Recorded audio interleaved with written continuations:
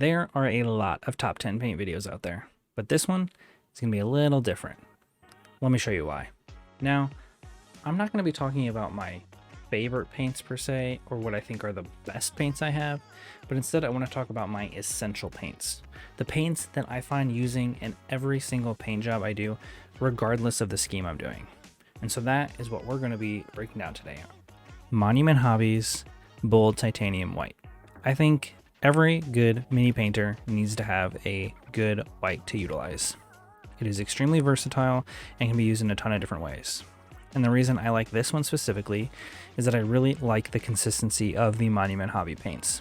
And specifically when it comes to utilizing white, which I'm going to be blending with other paints usually, or only using a very small amount, I want it to be relatively thin and easy to work with. I don't want to have to do a lot of my own watering down of it. And the Monument Hobbies paints are perfect for this consistency.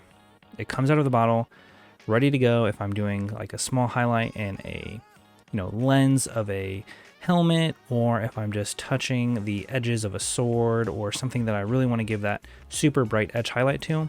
I want a really thin white that's going to go on smooth and not have to worry about it getting clumpy and messing up my highlights. I'm going to shift gears slightly and talk about a few different paints. And these paints are going to fall in the category of paints I like to utilize for blending with other paints. And this silver gray falls into that category. Sometimes utilizing a pure white for blending can change the tone of the color you're blending with it too much, or can brighten it maybe too starkly more than we really want to. And so I like to use an off-white color like silver gray. You can alternatively try something like gray sear, just any kind of more warmer tone white color I like to utilize for highlights sometimes, because a big issue with this can be like mixing white with red, for example. This can make it really pinky, and sometimes I don't really want a pink highlight. I may want something a little warmer, so something like a silver gray can work really well for this. It cuts the brightness and just keeps the tone a little warmer overall when I'm not wanting such a stark bright highlight. Now, in the same realm of paints I like to blend with other paints, and this one is pretty famous for this use actually, and that is of course Fenrisian Gray. This is kind of a light grayish blue paint, and I think a lot of people utilize it for its blending with other paints in order to do highlights. This is another really good paint to utilize for making brighter highlights when you don't want something as stark as a white, or maybe you don't want the type of color profile it's going to change your paint to when you use a pure white. This keeps it to more of a bluish gray tone, and I really enjoy blending this with my greens, my blues. Really you can blend with any color, but I really like to use my greens and blues to try and make the highlights a little bit more progressive and not nearly as bright. I think the overall message when it comes to utilizing the silver gray and the Fenrisian gray is to just get a little creative when you're blending your paints, when you're wanting to create highlights or create darker shadows, is that don't just utilize white for making highlights and utilizing black for making shadows. Get a little creative, use other types of paints to make those transitions smoother, or to make them more creative, or have maybe a more creative tone and unique tone to your miniature, and just go beyond the normal white for brighter, black for darker. So I want to kind of shift gears now and not talk so much about blending, but maybe talk about some base tones that I really like for common colors that come up on a majority of miniatures. If you have watched any of my other videos, you may be familiar with some of these paints already. I am a big fan of some of these, and I use them in a lot of my paint jobs, and I'm pretty enthusiastic about how much I like them. If you have seen my video on 3 methods of painting white, I talk about my love for this paint quite a bit in that video. So it is of course German gray. I really prefer to use this paint over a pure black when I am painting, cloth, bags, undersuits, almost any type of material that I'm painting on a miniature that is supposed to have a black tone. I utilize this paint over a pure black, and that is because it has a slightly kind of bluish gray tone to it, and it just gives it that little ounce of definition. And when you go in to do some gray highlights or blue highlights, or however you want to highlight your black, it just helps it that much better, give it kind of a more cloth-like feel. And so I really prefer utilizing German gray in this instance. And if you want to hear me talk about this paint more, go check out my 3 methods of painting white. Kind of funny that my favorite paint from the painting white video is black, but oh well. So my next favorite base tone I like to use on miniatures is for my lighter skin tones, and that is of course Bugman's Glow. You know, this is a pretty commonly utilized base tone for skin tones, and I think there's a good reason for it. It just offers a really warm kind of reddish tone that a lot of lighter skin tones have, and you can really build up a lot of other layers onto it, and it just really creates that perfect foundation for painting skin and gives it an overall good reddish tone that we come to expect when we're painting, you know, living skin. If you're painting something like a vampire, maybe this isn't the play, but if you're painting a lighter skin tone, then Bugman's Glow is the perfect foundation for that. So when it comes to painting little army men, whether it be fantasy, sci-fi, Dungeons and Dragons, or whatever, they all of course have tons of little tiny leather belts and straps and pouches all over them. And what else? You need a good brown tone to paint them with, right? I like to use the P3 brown paints for this, and I like to go with their kind of mid-tone color.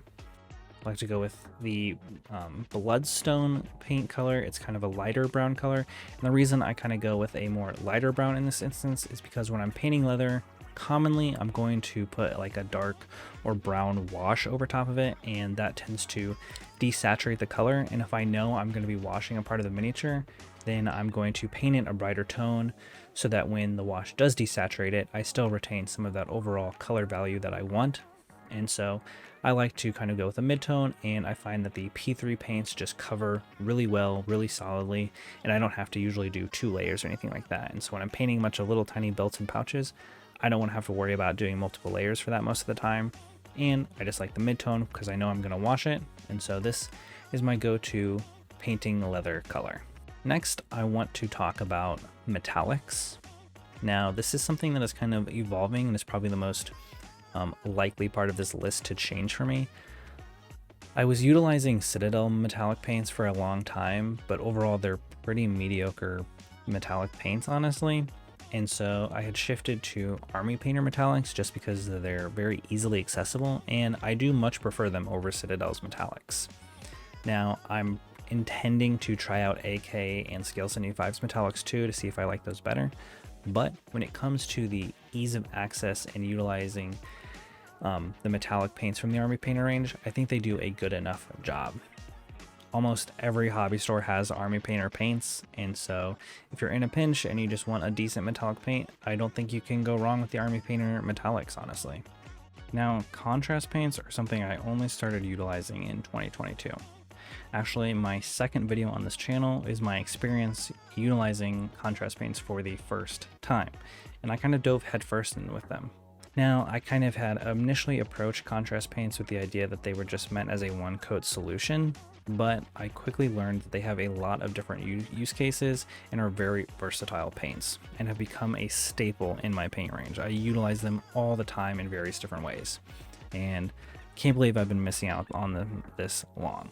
As far as a one-coat solution, I actually really like utilizing them over a kind of a adjusted slap chop method. So utilizing a dry brush of kind of a bright color that I'm going to be utilizing contrast paint. So for example, if I'm going to be utilizing a blue contrast paint for the slap chop method, I will do a dry brush of a bright blue.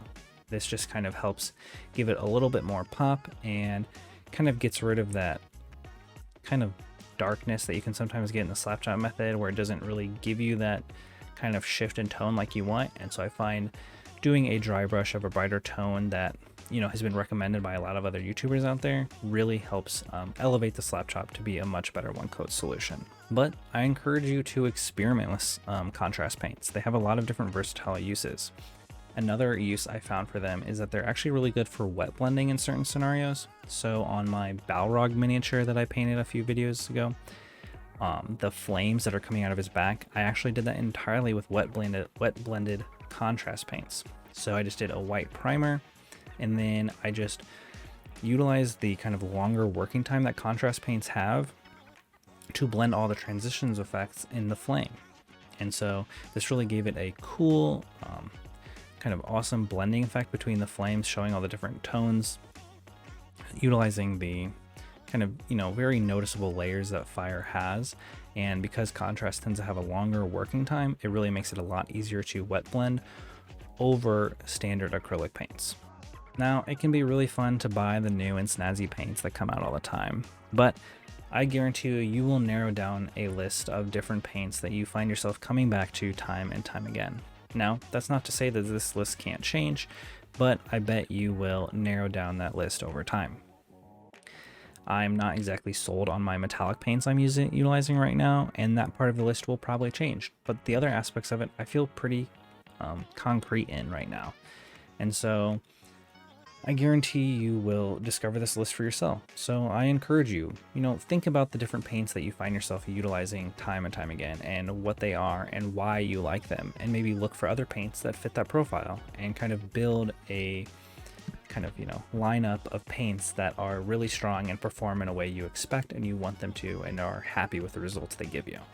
If you want to see more specific use cases for all the paints I talked about today, I will link a few of my videos where I utilize these paints in kind of the ways that I kind of talked about in this video. But I recommend you to, maybe try out the paints I recommended, or think about the paints you utilize in similar ways, and let me know down in the comments, how you utilize them and what other paints you really enjoy utilizing and think perform well, because maybe I can add them to my list, or maybe other people watching can add them to their list. We can all kind of help each other grow and learn about new paints that we could all be utilizing to kind of help paint better miniatures.